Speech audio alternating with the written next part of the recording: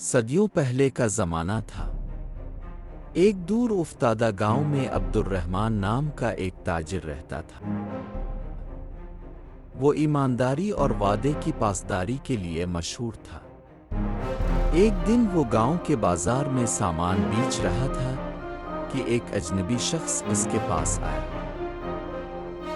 اجنبی نے کہا، میں ایک لمبے سفر پر جا رہا ہوں، میرے پاس یہ سونے کی تھیلی ہے، اسے چند دن کے لیے امانت کے طور پر رکھ لو۔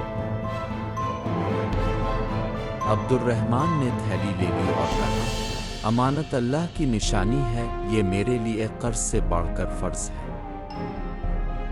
کچھ دن بعد خبر ملی کہ وہ اجنبی سفر میں فوت ہو گیا۔ اب گاؤں کے لوگ عبد الرحمن کے پاس آئے اور بولے، یہ سونا اب تمہارا ہے کیونکہ مالک مر گیا۔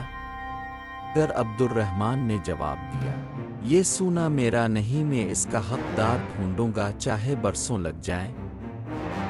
سال گزر گئے، عبد الرحمن نے کئی شہروں کا سفر کیا۔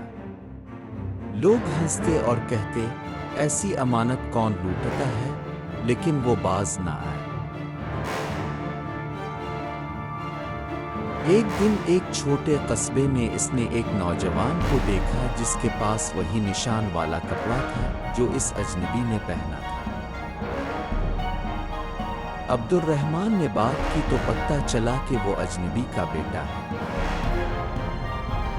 اس نے سونا اس کے حوالے کیا تو نوجوان کی آنکھوں میں آنسو آ گئے۔ میرے والد کہا کرتے تھے کہ اگر دنیا میں کوئی سچا آدمی ہے تو وہ تم ہو۔